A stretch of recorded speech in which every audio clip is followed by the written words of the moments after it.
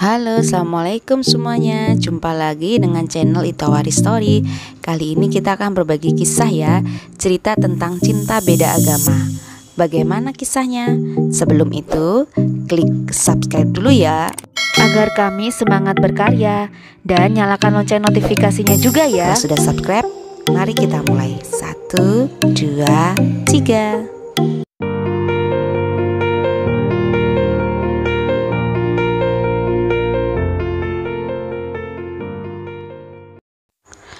Namanya Hasna, seorang muslimah berusia 21 tahun. Hasna dibesarkan dalam lingkungan keluarga yang agamis. Ayahnya seorang guru besar di sebuah universitas Islam di Jawa Tengah, tetapi sudah meninggal dunia 6 tahun silam. Sedang ibunya seorang ibu rumah tangga yang kini berusia 65 tahun.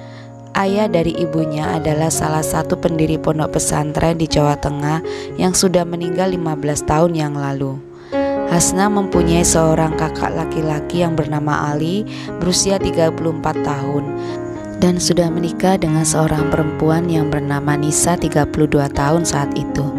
Mereka sudah dikaruniai satu orang anak perempuan yang bernama Jihan, berusia 8 tahun yang mondok di pesantren buyutnya itu. Hasna juga mempunyai seorang adik perempuan bernama Fatima yang berusia 17 tahun, yang juga sedang mondok di pesantren kakeknya. Begitu juga Hasna yang sejak kecil sampai SMA juga mondok di pesantren kakeknya. Kini Hasna berkuliah di sebuah universitas negeri di Surabaya, mengambil jurusan desain produk dan sudah menginjak semester 6.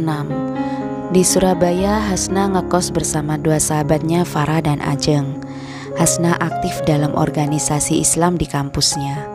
Kini Hasna menjabat sebagai sekretaris di organisasi itu. Hasna yang ramah, baik hati, suka menolong dan tidak sombong, membuat teman-temannya senang berteman dengannya. Hasna juga termasuk mahasiswi yang pintar dan suka membaca. Kehidupan Hasna boleh dibilang mulus-mulus saja, tak ada kerikil tajam yang menghambat kehidupannya. Hidup di lingkungan keluarga yang agamis dan harmonis, lingkungan pertemanan yang agamis dan menyenangkan, serta orang-orang sekitar yang selalu mendukung dan menyukainya. Ada beberapa cowok teman Hasna di kampus yang pernah nembak Hasna, tapi ditolak oleh Hasna karena memang Hasna tak mau pacaran. Iya, karena Hasna juga cantik dengan jilbabnya yang panjang, santun perilakunya dan sopan dalam berbicara. Suatu hari selepas usai jam perkuliahan, dia ke perpustakaan bersama sahabatnya Farah. Dia mencari buku motivasi. Tangan Hasna hampir tersentuh tangan lain yang hendak meraih buku itu juga. Ternyata tangan seorang pria. Pria itu nampak tampan, tinggi, putih bersih dan keren. Kedua mata Hasna sempat memandang kagum. "Oh, maaf, silahkan," ucap pria itu sembari tersenyum mengalah. Hasna masih tertegun dan pandangan kedua matanya masih tajam tertuju pada makhluk ciptaan Tuhan di depannya. "Halo mbak," ucap pria tadi. "Astagfirullah," ucap Hasna yang lalu menunduk dan berlalu pergi tanpa mengucap sepatah kata pun pada pria tadi karena malu. Pria tadi menggeleng-gelengkan kepala sembari tersenyum kecil. "Farah, aku pulang duluan ya," ucap Hasna gugup sembari mengemasi HP-nya ke dalam tasnya. "Lah, kita baru masuk loh," ucap Farah bingung. Hasna hanya tersenyum kaku lalu pergi meninggalkan Farah. Farah mengemasi bukunya ke dalam tasnya dan lalu menyusul Hasna yang berlalu pergi meninggalkan perpustakaan. "Ada apa sih?" tanya Farah yang berhasil mengejar Hasna. "Gak ada kok," ucap Hasna tersenyum kaku. Farah tak melanjutkan pertanyaannya. Dia tahu ada yang disembunyikan Hasna darinya. "Ya Allah, hamba hilaf," keluh Hasna dalam hati yang lalu dia tidak berhenti beristighfar. 2 minggu kemudian, saat usai kuliah, Hasna pergi ke minimarket dekat kampus bersama 2 orang teman ceweknya, Ajeng dan Distia. Saat Hasna tengah sibuk mencari biskuit yang ia sukai, tak sengaja kedua matanya melihat cowok yang pernah dia lihat di perpustakaan. Cowok itu tengah duduk bersama 2 orang teman cowoknya dan seorang teman cewek. Mereka tengah asik mengobrol sembari minum kopi di depan minimarket. "Siapa ya cewek itu? Apa pacarnya? Astagfirullah, kenapa aku ini?" rutuh Hasna dalam hati menyesali perbuatannya. Saat keluar minimarket, Hasna berjalan menunduk dan tergesa-gesa. Ajeng dan Distia menjadi bingung dengan tingkah Hasna. "Hasna, kenapa sih kamu?" tanya Distia. Gak ada apa-apa kok," jawab Hasna pelan. "Dis, pacarmu tuh nungguin," ucap Ajeng sembari menunjuk seorang pria yang menaiki motor di seberang jalan raya. "Oh iya, aku pergi duluan ya," ucap Distia pada kedua temannya. Hasna dan Ajeng pun menganggukkan kepala sembari melambaikan tangan pada Distia yang berlalu pergi. Hasna dan Ajeng juga berjalan pulang menuju ke kos mereka. "Jadi iri deh," ucap Ajeng memayunkan bibirnya. "Kenapa iri?" tanya Hasna. Ya mumpeng aja gitu lihat teman yang pacaran, disayang-sayang, dibeliin boneka, makanan, jadi pingin ngerasain lagi pacaran," ucap Ajeng sembari tersenyum-senyum sendiri. "Astagfirullah, malu dong sama kerudungnya," ucap Hasna sembari tersenyum kecil. "Masa sih kamu gak ada gitu pingin tahu gimana rasanya pacaran?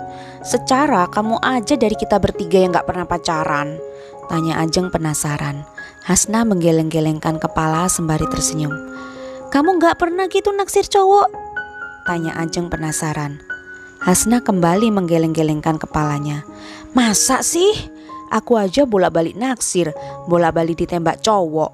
Kalau enggak karena ingat pesan mama, enggak boleh pacar-pacaran lagi. Udah aku jabanin tuh." ucap Ajeng sembari tertawa. Hasna hanya membalas dengan senyuman saja tanpa berucap apapun. 1 bulan kemudian, organisasi Islam tempat Hasna bernaung berencana mengadakan kegiatan sosial berupa bagi-bagi sembako pada kaum fakir miskin dan anak yatim piatu.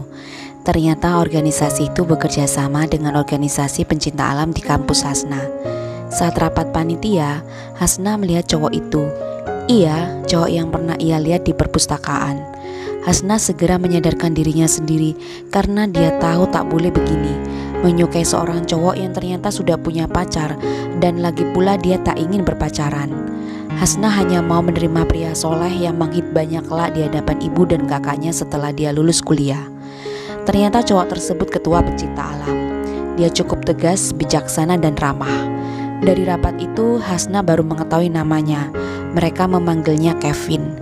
Dari penampakan raut mukanya memang ada unsur orientalnya. Hasna berusaha memungkiri rasa suka yang mengganggu perasaannya saat melihat Kevin. Dia berusaha membuang rasa itu jauh-jauh. Hasna meyakinkan dirinya bahwa dia sampai di kampus itu untuk fokus berkuliah, menghantarkan ke cita-citanya menjadi seorang desainer produk. Sebenarnya pernah ada beberapa pria yang pernah menghibahnya, tapi Hasna selalu menolaknya. Seperti Adi tetangga rumah Hasna di Jawa Tengah, yang saat itu Hasna baru lulus SMA dan Adi itu sudah bekerja sebagai pemilik bengkel, terpaut usia 5 tahun dari Hasna. Tapi Hasna menolaknya karena Hasna beralasan ingin fokus kuliah dulu. Ada juga Wahyu, anak dari teman Abah Hasna yang terpaut 3 tahun dari Hasna, dan saat itu Hasna masih kuliah semester 2. Hasna pun menolaknya dengan alasan yang sama, ingin menyelesaikan kuliahnya dulu. Ada juga Agus, kakak kelas Hasna dari jurusan teknik kimia yang tampak soleh dan baik, terpaut 1 tahun dari Hasna, serta ada Aris teman Hasna satu kelas satu jurusan yang juga soleh serta baik. Hasna pun menolak mereka dengan alasan yang sama, ingin fokus kuliah. Masih ada juga Firman jurusan arsitek dan Bayu jurusan teknik sipil yang juga ditolak oleh Hasna. Padahal Firman itu ketua organisasi Islam tempat Hasna bernaung yang juga tentu soleh dan baik. Sejak penolakan-penolakan itu, banyak cowok yang sudah tidak mau menghibah Hasna lagi karena takut ditolak, dan malah banyak yang mengatakan pada Hasna, "Awas karma, kamu bisa gak laku-laku nanti karena sudah banyak nolak pinangan dari para kaum Adam." Tapi Hasna tak mengindahkannya. Baginya jodoh di tangan Allah, bukan karena tolak-menolak seperti itu. Umi, ibu Hasna, dan kakak serta kakak iparnya pun sudah menasihati Hasna untuk menerima pinangan kaum-kaum Adam, sejak Adi hingga Firman, karena kaum Adam yang datang pada Hasna adalah cowok yang soleh dan baik. "Kamu bisa nikah sambil kuliah kok. Dulu Kak Nisa juga gitu sama Mas Ali. Nikah saat kami sama-sama masih kuliah semester 5, ucap Nisa. Kalau masalah rezeki, kamu gak usah khawatir. Allah menjamin rezeki orang yang sudah menikah, asal dia mau bekerja untuk nafkahi kamu. Jadi, kamu gak usah mempermasalahkan karena dia belum bekerja. Lihat Mas Ali, bisa nafkahin Mbak Nisa sambil jualan buku saat masih kuliah. Ucap Ali. Umi senang kalau anak gadis Umi ada yang jaga, yang artinya terhindar dari fitnah dan zina, malah menyempurnakan separuh agamamu, ucap Ibu Hasna. Tapi nasihat itu semua tidak mempan. Hasna tetap bersikeras ingin fokus menyelesaikan kuliah, belum ingin menikah. Keluarganya pun akhirnya memaklumi. Mungkin belum sekarang jodoh Hasna, mungkin nanti selepas Hasna lulus kuliah. Keluarga Hasna tak mau Hasna menikah karena dipaksa lantas tak bahagia. Hasna biasanya selalu menundukkan pandangan, tapi kali ini kedua matanya begitu lancang menatap Kevin. Hasna segera menyadari kekilafannya ini. Dia terus beristighfar memohon ampun pada Allah. Sejak saat itu Hasna menjadi takut bertemu Kevin. Dia terus menghindar. Bahkan jika berpapasan, dia akan berpura-pura tidak melihatnya dan kabur begitu saja. Iya, karena mereka kan panitia dalam acara kegiatan bakti sosial itu. Tentu saja harus berinteraksi untuk koordinasi dan persiapan acara. Selepas kuliah, dia ke base camp untuk mempacking sembako. Semua sedang sibuk. Hari itu hari Jumat. Para pria yang muslim sedang sholat. Tinggal Kevin dan 5 orang cowok yang lain yang beragama lain, serta para cewek-cewek.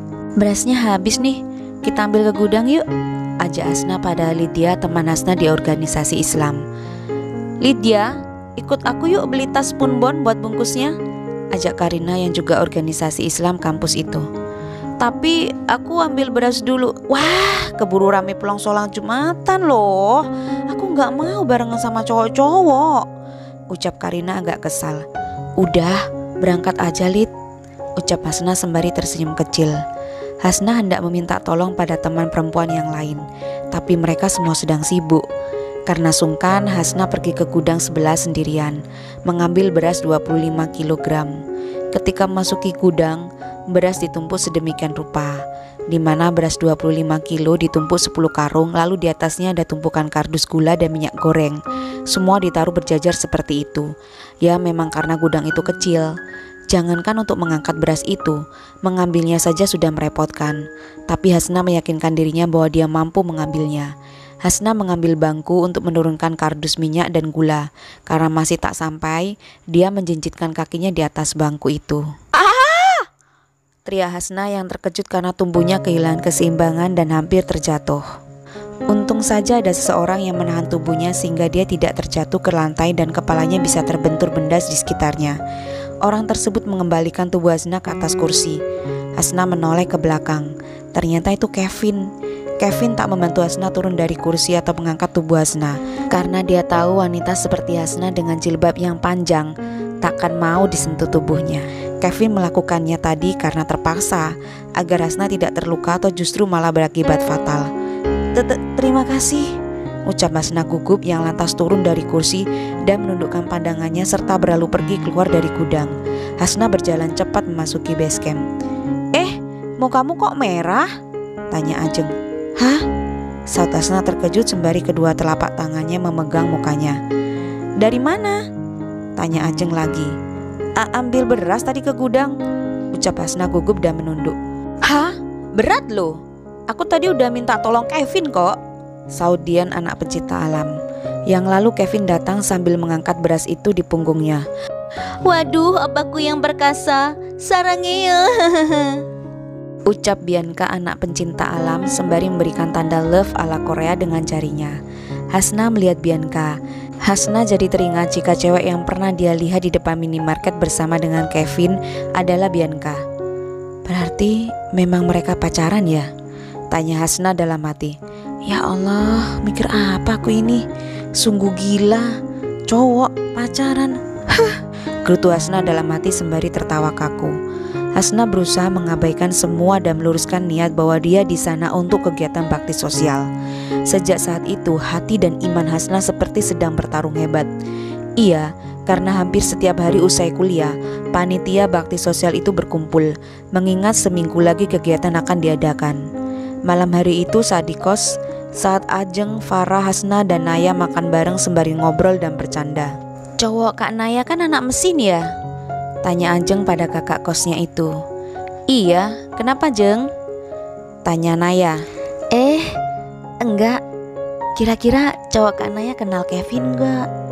Tanya Ajeng malu-malu. Hasna terkejut mendengar Ajeng menanyakan nama tersebut. Jantungnya berdetak lebih cepat. Hahaha, kamu naksir? Tanya Naya.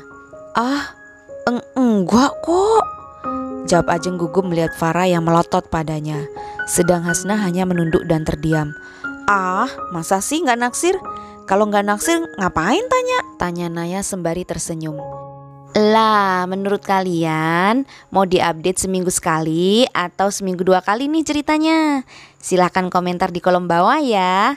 Subscribe dulu ya bagi yang belum subscribe. Bagi yang sudah subscribe terima kasih. Dan nyalakan lonceng notifikasinya biar tidak ketinggalan update terbaru dari Itawari Story. Like kalau kalian suka, silahkan komentar di kolom bawah dan share sebanyak mungkin ke teman kalian. Terima kasih semuanya dan sampai jumpa.